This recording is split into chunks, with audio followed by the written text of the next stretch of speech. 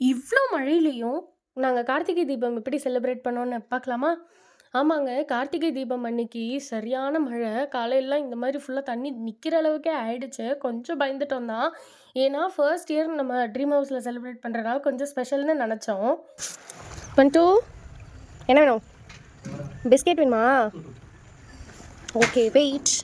So பண்டுவும் வந்துட்டான். அவனுக்கும் அன்றைக்கி ஸ்நாக்ஸ்லாம் போட்டாச்சு. என்ன அப்படின்னா, மழைனால இந்த கோலம் மாவெல்லாமே ஈரமாயிடுச்சு. அதில் போட முடியல. சரி அதனால அப்போ தான் திடீர்னு ஒரு ஐடியா வந்தது. சரி நம்மள்ட்ட தான் கலர் பவுடர் இருக்கே. கலர் பவுடரை வச்சே நம்ம கோலமே போட்டுடலாம் அப்படின்னு போட்டாச்சு. என்ன இருந்தாலும் நம்ம ஒன்று பண்ணணும்னு நினச்சோன்னா அதுக்கு எப்படி வேணால் பண்ணலாம் இல்லையா? அந்த மாதிரி தான். இன்னொன்று ஸ்பெஷலாக என்னென்னா, எனக்கு இந்த தீபமில் ரொம்ப பிடிச்சது ஒரு இருட்ட வெளிச்சமாக்குறது. அந்த மாதிரி நம்ம லைஃப்ல இருக்கக்கூடிய நெகட்டிவிட்டியோ, இல்ல டவுட்டோ, நம்மள்ட்ட இருக்கக்கூடிய பயமோ, இது எல்லாமே ஒரு இருட்டுன்னு வச்சுக்கிட்டா, அதெல்லாம் வெளிச்சமாக்கக்கூடிய ஒரு நாளா கூட நம்ம இத எடுத்துக்கலாம் அப்படின்னு நான் நெனைக்கிறேன். உங்களுக்கு கார்த்திகை தீபம்னா என்ன தோணும்னு சொல்லுங்க.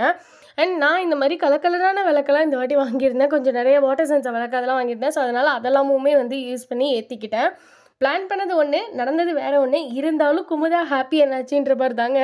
எது நடந்தாலும் நல்லதுக்கே. அட்லீஸ்ட் நம்மளால இத பண்ண முடிஞ்சது அப்படின்னு பண்ணியாச்சு.